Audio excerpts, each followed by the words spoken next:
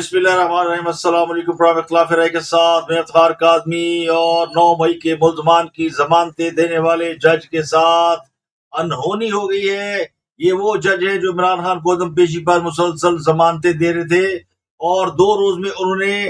तहरीक इंसाफ के दर्जनों कारकुनों को जमानत पर रिहा कर दिया। उनके साथ क्या हुआ वो आपको बताएंगे। बड़ी खबर है। इसके अलावा तहरीक इंसाफ सदर के इलेक्शन से भाग गई। इत्तेहाद कौंसिल अल-मरूफ पीटीआई उन्होंने हाथ खड़े कर दिए हैं।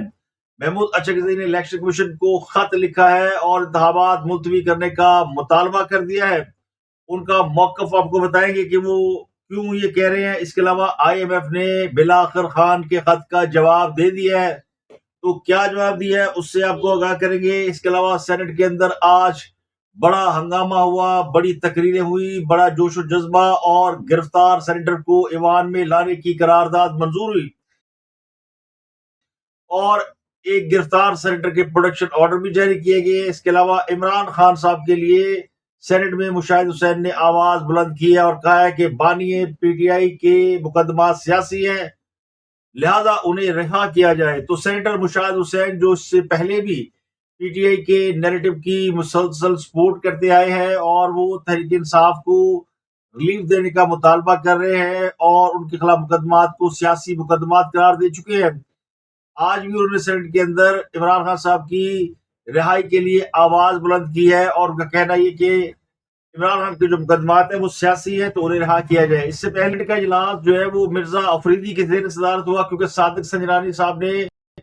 बलूचिस्तान असेंबली के मेंबर का हल्फ उठा लिया, तो अब वो चेयरमैन सेनेट नहीं रहे। तो मिर्जा अफरीदी ने सेनेट के इजलास की सदारत की, जिसमें पीटीआई के रहनुमा और सेनेटर अली जफर ने यह मुतालबा किया कि सेनेटर एजाज चौधरी, जिन्हें पुलिस ने 9 मई के मुकदमात में गिरफ्तार कर रखा है, उनको सेनेट के इजलास में शिरकत के लिए प्रोडक्शन ऑर्डर जारी किए जाए, क्योंकि कल यानी हफ्ते के रोज सदर का इलेक्शन है तो उन्हें वोट डालने का हक मिलना चाहिए। इसके अलावा वो बीमार हैं, उनको जिगर के मसाइल हैं, उनका जो है वो तिब्बी मुआयना भी कराया जाए। अली जफर ने कहा कि ये मामला हम अदालतों में नहीं ले जाना चाहते, इस मामले को सेनेट के अंदर ही हल किया जाना चाहिए, तो उनके प्रोडक्शन ऑर्डर जारी किए जाए, जिस पर कायम मकाम चेयरमैन सेनेट मिर्जा अफरीदी ने उनके प्रोडक्शन ऑर्डर जारी करने की हदायत कर दी और ये कहा कि वो सदारती इलेक्शन में वोट डालने के हकदार हैं। सेनेट के अंदर इसाक डार साहब ने भी तकरीर की और उन्होंने मिसाक मईशत के हवाले से ख्यालात का इजहार किया और ये कहा कि सबको पता है कि पाकिस्तान जो है वो 2017 में दुनिया की 25 बड़ी मईशतों में शामिल होने वाला था, लेकिन फिर कोई साजिश हुई और ऐसी साजिश हुई कि जिसने पाकिस्तान को दिवालियापन के करीब पहुंचा दिया। उन्होंने कहा कि हमने पिछले 16 माह में पाकिस्तान को दिवालिया होने से बचाया है, लेकिन पाकिस्तान अब भी शदीद मुश्किलात का शिकार है और ये मामला दिनों या महीनों में नहीं बल्कि कई सालों में इसको हल करना होगा। तो इसके लिए सबको मिलकर जो है इस पर काम करना होगा। तो सेनेट में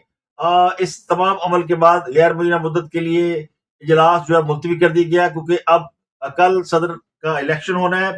और सदर के इलेक्शन से पहले ही महमूद अचकज़ई ने इलेक्शन कमीशन को एक खत लिखा है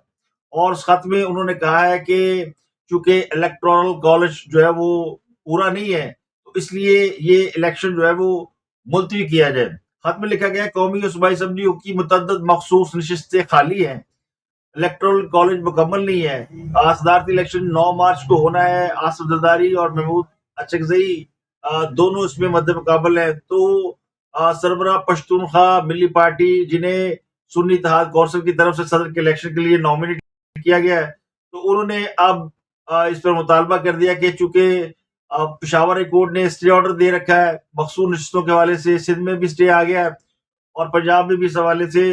अभी फैसला आना बाकी है, या हो सकता है जब मैं प्रोग्राम कर रहा हूँ तो ये फैसला आ चुका हो। तो ख्याल ये किया जा रहा है कि हुकूमती इत्तेहाद के उम्मीदवार आसिफ जरदारी को इस वक्त 375 वोट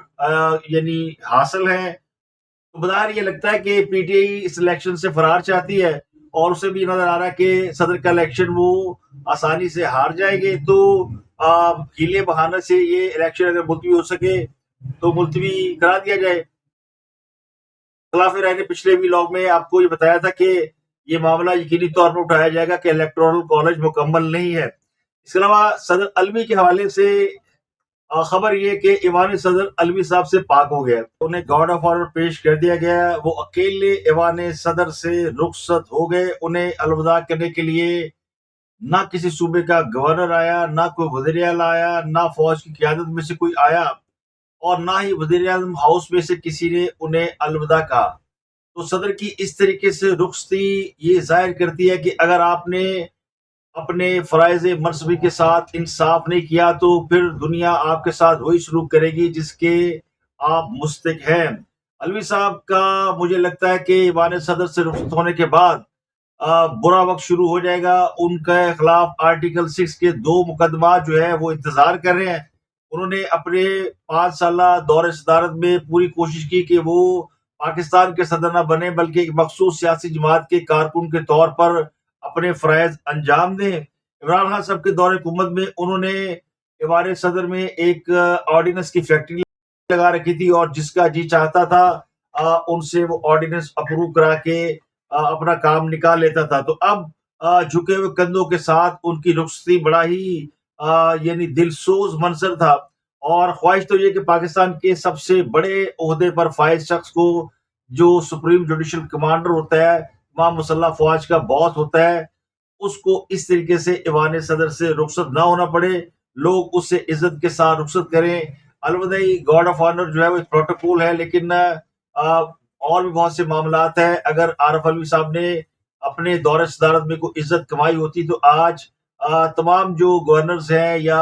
گورنر حالانکہ ان کے نمائندے ہوتے ہیں، اور وزراء اعلیٰ یا جو بھی اس وقت عنان اقتدار میں لوگ موجود ہیں، وہ ان کو کم از کم ایوان صدر سے باضابطہ طریقے سے رخصت کرتے، ان کے ساتھ گلے ملتے اور ان کو باہر تک چھوڑ کے آتے۔ تو آج سے ان کا جو ہے وہ چیپٹر کلوز ہو گیا ہے۔ ایوان صدر میں پچھلے 5 سال کے دوران جو کچھ بھی ہوا وہ ایک ہسٹری ہے، اور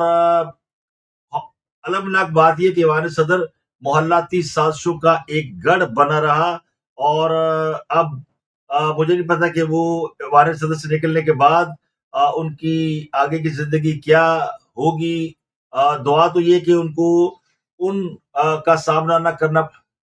دعا تو یہ کہ ان کو برے وقت کا سامنا نہ کرنا پڑے، ان کے خلاف مقدمات اوپن نہ ہو، لیکن وہ کہتے ہیں نا، جو آپ بوئیں گے وہ آپ کاٹیں گے۔ تو ان کے خلاف بہت سے لوگ جو ہے وہ تیار بیٹھے ہیں کہ وہ باہر نکلیں تو ان کے ساتھ جو ہے وہ وہی کچھ کیا جائے جو وہ دوسروں کے ساتھ کرتے رہے ہیں۔ تو ان کی ایک بڑے ہی عبرت ناک طریقے سے رخصتی ہو گئی ہے۔ جب وہ اقتدار میں آئے تھے تو ان کے بارے میں تصور یہ تھا کہ پاکستان کی تاریخ کے سب سے پڑھے لکھے اپنا صدر مملکت ہوں گے، وہ ایماندار ہوں گے، وہ محنتی ہوں گے، لیکن انہوں نے اپنے صدر کے عہدے کے ساتھ انصاف نہیں کیا۔ بنیادی طور پر ان کا تعلق جماعت اسلامی سے تھا، اور بعد میں یہ تحریک انصاف کے ممبر بن گئے، اور تحریک انصاف کراچی کو انہوں نے سنبھالا۔ اور جب عمران خان نے اسلام آباد پہ چڑھائی کی تو اس وقت یہ انہوں نے وہی کردار ادا کیا جو کہ 9 مئی کو اعجاز چودھری نے ادا کیا تھا، یعنی کہ لوگ پارلیمنٹ ہاؤس تک پہنچ گئے ہیں، چڑھ گئے ہیں اور اندر گھس گئے ہیں۔ جس طرح اعجاز چودھری صاحب نے 9 مئی کو کور کمانڈر ہاؤس پر حملے کے بعد یہ گفتگو کرتے فرمایا تھا کہ ہم نے کور کمانڈر ہاؤس کو سمیش کر دیا۔ تو یہ بڑا ہی ایک المناک سا معاملہ ہے۔ دعا ہے کہ آصف زرداری صاحب اس طریقے سے، یا کوئی بھی جو آنے والا صدر ہے، وہ اس طریقے سے ایوان صدر سے رخصت نہ ہو۔ اور تھا جس کا انتظار، وہ شاہکار آ گیا۔ عمران خان صاحب نے آئی ایم ایف کو خط لکھا، اور خط میں لکھا کہ پاکستان کا زن بچہ کولو میں پیس دے، انہوں نے دھاندلی کی ہے، مجھے ہرا دیا ہے، تو ان کو آپ نے امداد نہیں دینی، ان کو آپ نے فنڈ نہیں دینے، ان کے ساتھ آپ نے کوئی معاہدہ نہیں کرنا، کیونکہ پاکستانی حکومت جو ہے وہ غیر آئینی ہے، غیر قانونی ہے، دھاندلی سے آئی ہے، تو یہ آپ کے پیسے کھا جائے گی۔ تو عمران خان صاحب نے ہر وہ حربہ اختیار کیا جس سے پاکستان کو، پاکستان کی عوام کو اور پاکستان کے استحکام کو نقصان پہنچ سکتا ہے۔ خان صاحب جنہیں اللہ نے بڑی عزت دی اور مسلسل دیتا آ رہا ہے، الیکشن میں بھی ان کو عوام نے بھرپور مینڈیٹ دیا، اور لوگوں نے باوجود اس کے کہ عمران خان صاحب کی بہت سی چیزیں ایسی ہیں جو کہ لوگوں کو پسند نہیں آئی، لیکن لوگوں نے ان کو ووٹ دیا، ان کو سپورٹ کیا اور ان کا ساتھ دیا۔ لیکن عمران خان صاحب نے پھر بھی عوام کے ساتھ ہاتھ کرنے سے گریز نہیں کیا اور انہوں نے IMF کو خط لکھ دیا۔ ہاں صاحب کا خیال یہ ہے کہ وہ اتنے بڑے لیڈر ہیں کہ وہ کسی کو خط لکھیں گے اور دنیا ان کی باتوں پر توجہ دے گی۔ دنیا ان کی باتوں پر ضرور توجہ دیتی کہ اگر انہوں نے بھی وزیر اعظم پاکستان کی حیثیت سے دنیا میں عزت کمائی ہوتی، لیکن ان کی پاکستان کے اندر تو عوام میں پذیرائی ہے، لیکن دنیا میں ان کو اتنا اکنالج نہیں کیا جاتا۔ محترمہ بے نظیر بھٹو جب اقتدار سے باہر نکالی گئی تھی یا ان کو پاکستان سے ایگزائل میں جانا پڑا، تب بھی ان کی ایک جو پولیٹیکل ویلیو ہے وہ پوری دنیا کے اندر رہی تھی۔ یورپ اور امریکہ میں ان کو اکنالج کیا جاتا تھا، ان کی بات سنی جاتی تھی اور ان کی باتوں کو سمجھا جاتا تھا، ان کو اکنالج کیا جاتا تھا۔ عمران خان صاحب کے ساتھ معاملہ الٹ ہے۔ عمران خان صاحب نے بڑی کوشش کی کہ وہ سب سے زیادہ امریکہ کے ساتھ دوستی کرے اور ٹرمپ کے ساتھ انہوں نے دوستی کر بھی لی تھی، لیکن پھر ٹرمپ کے حالات خراب ہوئے تو عمران خان صاحب کا سارا پلان جو ہے وہ تباہ ہو کے رہ گیا، اور ٹرمپ کے ساتھ دوستی کی وجہ سے انہوں نے جو ممالک امریکہ کے زیر اثر تھے ان کو بھی آنکھیں دکھائی، جن میں سعودی عرب اور ملیشیا وغیرہ شامل تھے۔ اور پھر اس کا انجام یہ ہے کہ جب سے عمران خان جیل میں ہے کسی ایک ملک نے بھی ان کے لیے کبھی آواز بلند نہیں کی۔ عمران خان صاحب خط لکھ رہے ہیں تو خط کا نتیجہ وہی نکلا ہے جو کہ ایکسپیکٹڈ تھا۔ IMF کی ترجمان ایسٹر پیریز نے عمران کے خط پر رد عمل دیتے ہوئے کہا کہ IMF کا مینڈیٹ سیاسی نہیں بلکہ معاشی مسائل تک محدود ہے، اور انہوں نے کہا کہ ہمیں عمران خان کا خط ملا ہے۔ انہوں نے تصدیق کر دی کہ 28 فروری کو یہ خط ان کے پاس پہنچا ہے جو اس پروگرام کے تحت پاکستان کے ساتھ فنڈ کی شمولیت سے متعلق تھا۔ تو IMF کی نمائندہ ایسٹر پیریز نے کہا کہ IMF ایک بین الاقوامی ادارہ ہے جس کا معاشی مسائل تک مینڈیٹ محدود ہے، وہ سیاسی مسائل پر تبصرہ نہیں کرتے، نہ کرنا چاہتے ہیں۔ نئی حکومت کے ساتھ وہ کام کرنا چاہتے ہیں۔ عمران خان صاحب نے خط میں لکھا تھا کہ اگر IMF نے پاکستان کو ان حالات میں قرضہ دیا تو واپس کون کرے گا، اور اس قرض سے غربت بڑھے گی۔ جب تک سرمایہ کاری نہ آئی قرض بڑھتا جائے گا، تو سب سے پہلے ملک میں سیاسی استحکام لایا جائے۔ تو اس پر جو ہے وہ IMF نے کہا کہ وہ نئی حکومت کے ساتھ کام کرنے کے لیے تیار ہے، اور وہ منتظر ہے کہ ان کے ساتھ اگلا جو پیکج ہے وہ ڈسکس کیا جائے۔ تو IMF نے پاکستان کے ساتھ جو اگلا معاہدہ ہے اس پر گرین سگنل دے دیا، اور IMF کے اور عمران خان کے خط کے جواب میں انہیں لال جھنڈی دکھا دی ہے کہ بھائی صاحب چھٹی کرو۔ تو عمران خان صاحب کو ویسے سمجھ تو پہلے ہی آ چکی ہے، لیکن وہ سمجھ رہے تھے کہ وہ شاید دنیا کو لوپ میں لے کر پاکستان کو دباؤ میں ڈال سکتے ہیں، تو یہ ان کا حربہ بھی ناکام رہا ہے۔ تو IMF کو خط بھیجنے کی کوئی لاجک نہیں تھی، بنیادی طور پر اسے پاکستان دشمنی سے تعبیر کیا گیا ہے، اور خان صاحب کو دوسرے لفظوں میں سفید نہ کر دی گئی ہے، بلکہ پنجابی جی کہہ رہے کہ انہوں نے خط کما کے منہ تو مارے ہیں کہ یہ پکڑے اپنا خط۔ اس کے علاوہ بڑی خبر یہ ہے کہ سابق وزیر اعلیٰ پنجاب محسن نقوی جو اس وقت پاکستان کرکٹ بورڈ کے چیئرمین ہیں، ان کو مسلم لیگ نون نے سینٹ کا الیکشن لڑانے کا فیصلہ کیا ہے۔ ان کے مستقبل کے حوالے سے خبر یہ کہ انہیں وزیر داخلہ بنایا جا سکتا ہے۔ وفاقی وزارت داخلہ کے لیے محسن نقوی کا نام زیر غور آ چکا ہے، اور اس کے لیے انہیں باقاعدہ سینٹ سے منتخب کرایا جائے گا۔ تو سینٹ کا وہ الیکشن لڑنے کے لیے مسلم لیگ نون کی جانب سے امیدوار ہوں گے۔ ویسے تو وہ سینٹ کا الیکشن لڑے بغیر بھی ایڈ ہاک بنیادوں پر 3 ماہ کے لیے مشیر داخلہ کے طور پر کام کر سکتے ہیں، لیکن فیصلہ یہ کیا گیا کہ انہیں باقاعدہ سینٹ کا الیکشن لڑا کر سینیٹر منتخب کرایا جائے اور ان کو پھر وزیر داخلہ بنایا جائے۔ تو یہ ان خدمات کے عوض جو انہوں نے پنجاب کے وزیر اعلیٰ کی حیثیت سے انجام دی، اس کے مد نظر رکھتے ہوئے مسلم لیگ نون نے ان کی خدمات سے فائدہ حاصل کرنے کا یعنی سوچا ہے کہ ان کو پھر آزمایا جائے۔ وہ اچھے ایڈمنسٹریٹر ثابت ہوئے ہیں، وہ خاصے متحرک انسان ہیں، تو وہ پاکستان کرکٹ بورڈ اور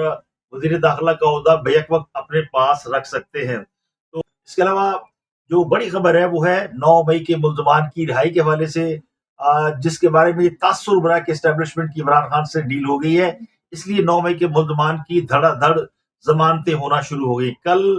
33 ملزمان کی ضمانت ہوئی اور آج 45 افراد کو ضمانت پر رہائی مل گئی۔ تو پھر جو نئے chief justice Lahore high court آئے ہیں انہوں نے آتے ہی پھر اس کے اوپر لیا ایکشن، اور جج نوید اقبال کو انہوں نے OSD بنا کر رحیم یار خان پھینک دیا ہے۔ نوید اقبال کے بارے میں جو ذرائع کہتے ہیں کہ وہ تحریک انصاف کو مسلسل سپورٹ کر رہے تھے اور بغیر کنسنٹ کے، یعنی جن اداروں کے یہ ملزمان ہیں 9 مئی کے ملزمان کے حوالے سے اسٹیبلشمنٹ خاصی سینسٹیو پائی جاتی ہے۔ 2 روز قبل بھی کور کمانڈر کے اعلامیے میں کہا گیا تھا کہ 9 مئی کے ملزمان کو کسی طریقے سے بھی نہیں چھوڑا جائے گا، لیکن ذاتی دہشت گردی کے عدالت کے جج کی جانب سے بیک ٹو بیک ان کی ضمانتیں دیے جانے کے فیصلے پر یہ تاثر پیدا ہوا کہ اسٹیبلشمنٹ جو ہے وہ 9 مئی کے ملزمان کو رہا کر رہی ہے، اور جو کور کمانڈر کانفرنس کا اعلامیہ ہے اس کے یہ بالکل برعکس تھا، جس سے اس کی سینٹٹی کے اوپر سوال پیدا ہوا۔ تو chief justice Lahore high court Malik Shahzad صاحب نے خلف اٹھانے کے بعد جو پہلا فیصلہ جاری کیا ہے وہ نوید اقبال صاحب کو انہوں نے سرپرائز دیا ہے اور ان کو رحیم یار خان میں تبادلہ کر دیا ہے۔ جو ذرائع وہ کہتے ہیں کہ نوید اقبال صاحب کو او ایس ڈی بنانے کے پیچھے اور ان کے تبادلے کے پیچھے سارا معاملہ یہی ہے کہ وہ تحریک انصاف کے لوگوں کو، تحریک انصاف کے رہنماؤں کو مسلسل ضمانتیں دے رہے تھے۔ اس سے قبل لاہور کی سازش دہشت گردی کی خصوصی عدالت جج ابہر گل کا بھی تبادلہ کیا گیا تھا اور ان کی جگہ پر ہی سیشن جج محمد نوید اقبال کو لاہور کی سازش دہشت گردی کی عدالت کا جج تعینات کیا گیا تھا۔ 9 مئی کے بعد اب تک 2 ججوں نے کور کمانڈر ہاؤس کے ملزمان کے کیسز کی سماعت کی ہے۔ یہ جج ابہر گل ہیں جنہوں نے لاہور میں کار کی ٹکر سے جاں کرنے والے خاندان کے مقدمات، 9 مئی کے واقعات بشمول جناح ہاؤس حملہ، مسلم لیگ نون کے رہنماؤں کی جانب سے اشتعال انگیز گفتگو کرنے کے مقدمے سمیت کم از کم درجن سے زائد کیسز کی سماعت کی تھی۔ تو دوسرے جج ہیں جن کو تبدیل کیا گیا ہے اور اس جج کو تو باقاعدہ او ایس ٹی بنا دیا گیا ہے، جس کا مطلب یہ کہ یہ پھر کہیں سے ناراضگی کا اظہار کیا گیا ہے، ناپسندیدگی کا اظہار کیا گیا کہ 9 مئی کے ملزمان کو کیسے ایک دہشت گردی کے جج نے ضمانتیں دینا شروع کر دی ہیں، اور پی ٹی آئی اس پر بڑے یعنی جھٹ خوشی کے شادیانے بجا رہی تھی کہ اب تو ہماری یعنی ساڑھی گل ہو گئی ہے اور ہمیں رعایتیں ملنا شروع ہو گئی ہے۔ عمران خان صاحب بھی جیل میں یہ تاثر دینے کی کوشش کر رہے ہیں کہ اسٹیبلشمنٹ سے ان کی بات چیت جاری ہے اور اب تحریک انصاف کو جو ہے وہ ریلیف ملنا شروع ہو جائے گا۔ جج صاحب کے ساتھ وہ کہتے ہیں نا اچانک ہی ہاتھ ہو گئی، ان کے پاؤں کے نیچے سے زمین کھینچ لی گئی ہے، اور اب جو لوگ رہا ہوئے ہیں ان کے بارے میں اطلاعات یہ ہے کہ ان کو دوبارہ گرفتار کیا جا سکتا ہے 9 مئی یا کسی اور کیس میں ان کا نام ڈال کے دوبارہ ان کو گرفتار کر لیا جائے گا۔ تو یہ ایک بڑی اہم خبر ہے۔ اس کے علاوہ آج وومن ڈے ہے، تو تمام ماؤں بہنوں بیٹیوں بہنوں سب کو وومن ڈے